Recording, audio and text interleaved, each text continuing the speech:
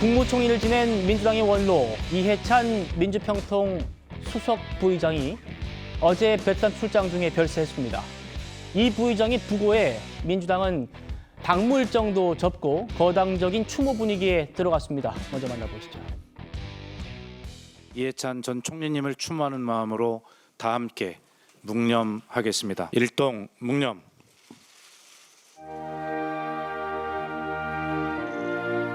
이해찬 전 국무총리님의 영면을 기원합니다. 민주화의 새벽을 열고 더불어민주당의 뿌리가 되어주신 이 시대의 큰 어른을 잃었습니다. 그 전략통이자 기획형 리더십으로 널리 알려지신 이해찬 고모님께서는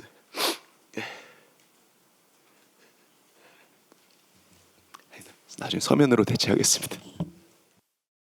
내일 아침 06시 40분에 인천공항에 고인의 유해가 도착하게 되는데 정청래 대표와 지도부는 모두 상주의 마음으로 운구를 예정으로 협의를 해야 되겠습니다만 이렇게 공항에 고인을 맞으러 나갈 것입니다. 그리고 장례 기간 중에 정청래 대표와 지도부는 빈소를 지키며 상주의 역할을 다할 것입니다. 자, 조금 전에 정부가 장례 일정과 형식을 공식적으로 밝혔습니다. 지금 국가장 얘기가 나오다가 결국 기관, 민주평통 기관장 그리고 사회장, 민주당 사회장으로 지금 확정됐는데 조은석 의원님 보니까 아까 이제 박수현석 대변인 말했지만 내일 아침에 이 운구가 되면 민주당 지도부가 모두 나가기로 했나 보죠?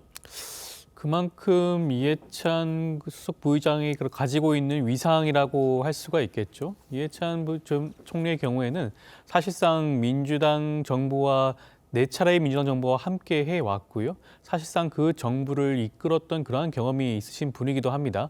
그다음에 민주개혁 진보 세력을 대표하는 그러한 분이시기도 하고요. 그렇다 보니 민주당과 민주당 지도부 입장에서는 이번 사회장을 통해 가지고 이해찬 정 총리의 뜻을 기리는 그러한 자리로 마련할 수밖에 없을 것 같습니다. 27일과 30일까지 5일 동안 사회장이 치러지게 되는데 그 과정 동안에는 민주당 내부적으로는 어떠한 갈등과 그런 분열의 모습을 보이지 않고 오직 이해찬 전 총리를 추모하는 모습을 보여줄 것으로 여겨집니다. 예, 이해찬 전 총리 36살이었던 1988년에 국회에 입성해서 무려 7선 국회의원을 지냈습니다. 40년 가까운 세월 동안 김대중 정부를 비롯해서 4명의 대통령을 만드는 킹메이커 역할을 했는데요. 이런 말로 논란이 일기도 했었습니다.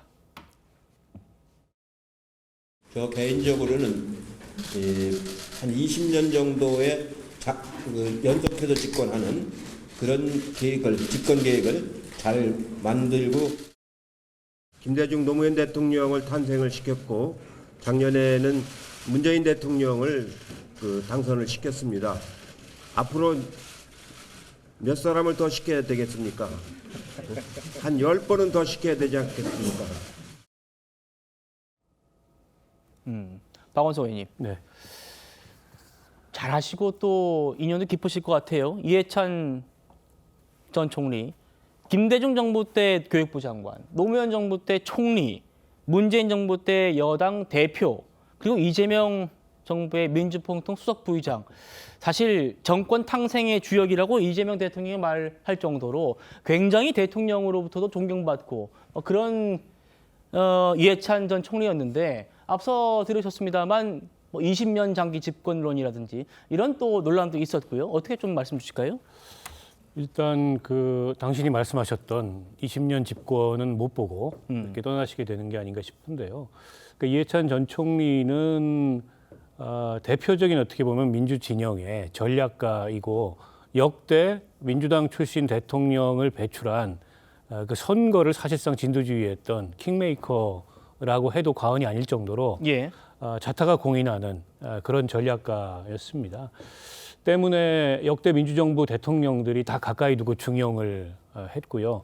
앞서 이제 이력에서 보셨겠지만 장관도 했고 총리도 했고 여당의 대표도 했고 그 과정에서 수많은 선거를 치르면서 본인 선거를 포함해서 승리로 이끌었던 그런 어떤 공적을 갖고 있는 분이고요. 특히 이재명 대통령하고는 좀 각별할 수밖에 없는 게 이재명 대통령이 성남시장에서 경기도지사로 어떻게 보면 민주당 중심에서 정치를 했다기보다는 민주당 주변에서 급부상한 그런 정치인이지 않습니까?